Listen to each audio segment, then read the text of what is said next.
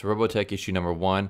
Now this is a series I've been looking forward to for a while now, since I've first heard that they were going to do a comic book on it. I am a huge fan of Robotech, mostly because I'm a huge fan of Robotech's source material. Now for those who don't know, Robotech's source material is actually 3 separate animes put together, 2 of them from the same franchise, one of them from a completely different franchise. I believe season 1 was Super Dimension Fortress Macross. Season 2 was Super Dimension Calvary Southern Cross, which is also part of the Macross franchise.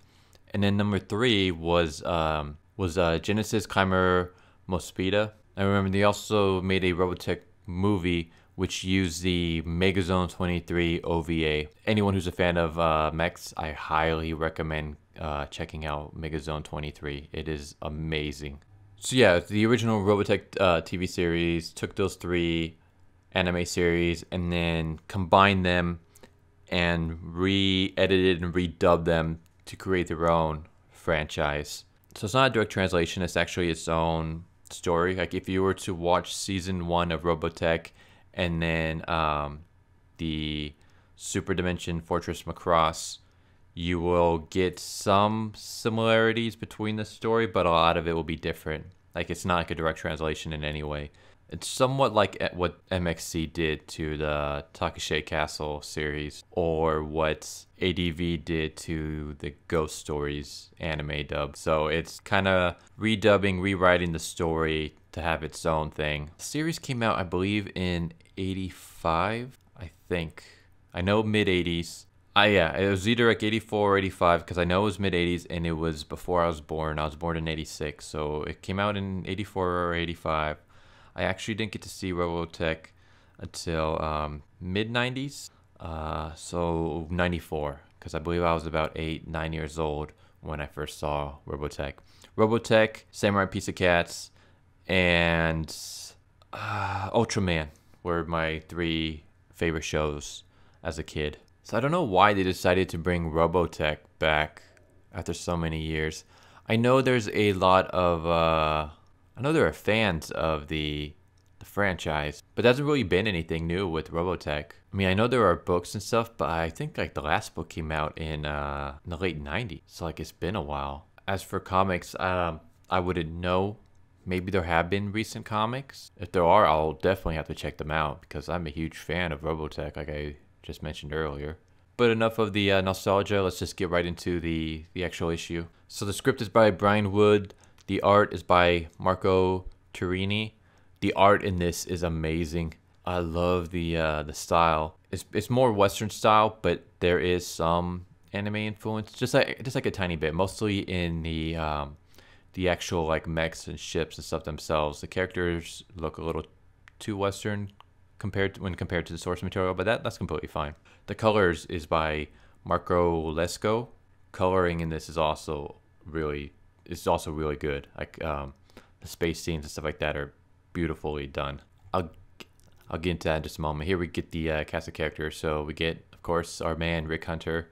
He's going to be our main character. Then we have Lisa Hayes, Rory Fokker, which even as a kid, that guy every time I heard his name, I always laughed. Fokker. God damn it, Fokker. Then we get Lynn, Claudia, and Henry. So yeah, there's actually, I didn't even notice this the first time I saw it, the brief history. So yeah, Robotech producer Carl Masek was recruited by Harmony Gold to adapt Macross for the US market to meet television syndication requirements of the time. Carl edited 3 Japanese anime series: Super Dimension Fortress Macross, Super Dimension Calvary Southern Cross, and Genesis Climber Mospeada, and created the concept of robo technology to tie them together into one epic 85-episode saga. See, that's the thing that's kind of interesting. If they wanted to adapt Macross, why did they grab Genesis Climber? Genesis Climber has nothing to do with Macross. Why didn't they grab like Super Dimension Century Argus instead? Well, but whatever. I don't know. I just thought that was kind of funny. Like you want to adapt Macross, but then you grab a franchise that has nothing to do with Macross. But yeah, anyways, we start off with, so anyone who's familiar with Robotech, remember the scene with the giant alien battle fortress crash lands on Earth. Oh man, I really love this art. Like I said, the coloring is really good. So yeah, this ship crash lands on Earth, specifically on Macross Island, and the humans arrive. So they spend the next decade reconstructing the ship, and they call it SDF-1. SDF for Super Dimension Fortress. So another little nod towards Macross. And they also build like a huge city around it. So yeah, 10 years pass and SDF-1 is getting ready to launch. Meanwhile, Rick Hunter, who is the younger brother of Roy Fokker, arrives. And Roy Fokker was one of the first humans to arrive at the crash site. So he has a huge standing when it comes to the SDF-1. So Rick arrives and he wants to see his brother, who, they haven't seen each other in a long time because Roy keeps kind of ignoring him. And Roy kind of comes across like a dick. I mean, you'll find out why later on, but yeah, he's kind of a dick. So Roy kind of tells the commanders to arrest his brother so he'll be out of the way as they prepare to launch SDF-1. Meanwhile, aliens arrive and launch their soldiers into the nearby ocean. And then we basically get this badass battle scene where we get these like alien forces fighting against Earth. And as that's going down, Rick uses the distraction to break loose from his handcuffs, and he's about to take off when his plane blows up, and instead he takes on this other plane, the Veritech. We get more cool scenes of the Robotech Defense Force fighting against these aliens, and so basically what's happening is the Defense Force is trying to buy the SDF-1 some time because they are loading in the population from the city onto the ship. So we have some cool scenes where the Defense Force is fighting the aliens through the city. So anyways, they find out that Rick is fighting one of the Veritechs, and Lisa tells them basically pull this button. And when she does, we get the trademark for Robotech, where we see the jets transform into a mech. And this was what really grabbed my attention as a kid, because as a kid I was a huge fan of fighter jets. My dad used to be in the Navy, and he used to work on an aircraft carrier, and he also is like very huge into planes, and some of that kind of like rubbed off on me as a kid. And I used to be a huge fan of like the Tomcats and Top Gun and all those other fighter jet things. So when I saw that there was actually a cartoon series with fighter jets that not only fighter jets, but fighter jets that turn into giant robots, I was like, oh yes, this is like a wet dream right here. So Rick transforms the Veritech into this mech, and he saves this girl named Lynn from one of these like alien forces. What was the name of the aliens again? It's been so long. It was like Zen something, Zentrada. I'm just gonna call them Zens.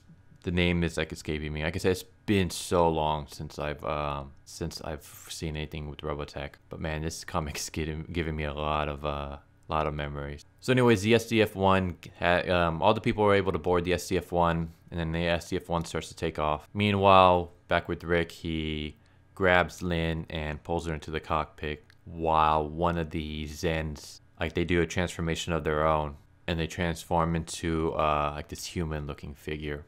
And that's how the issue ends. I mean, I already know what the like surprise is with the humanoid figure, because I've seen the TV series. I'm not going to spoil anything here in case anyone's interested in picking up this comic, which I highly recommend. I know I've been like recommending a lot of comics lately.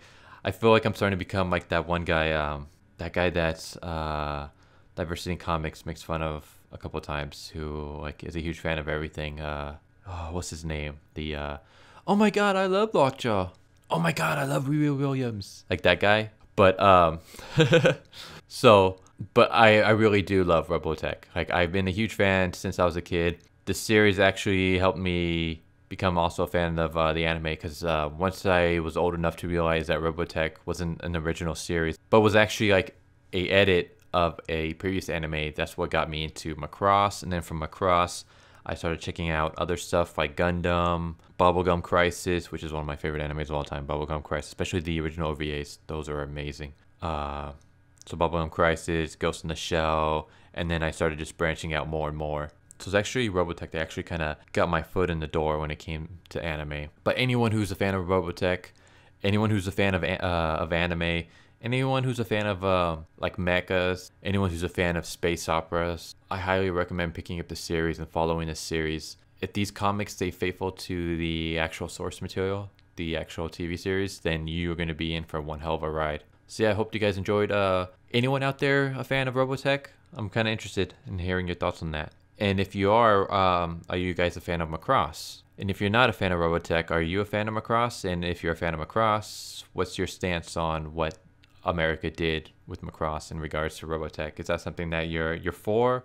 Are you against that? Are you like one of those, are you okay with people editing out anime and turning into something different? Or are you more of like a purist and you want anime to stick as close to the source material as possible? I kind of walk the line in between. Like in some cases, like Ghost Stories, I love the fact that they went their own route and have nothing to do with the original. But then like in other cases, I'm kind of like, you should have stuck to the original source material. So yeah, that's Robotech issue number 1. Really excited for it. Definitely going to be picking up the series from now on. Anyways, hope you guys enjoyed this video, and I'll catch you guys all next time. Later.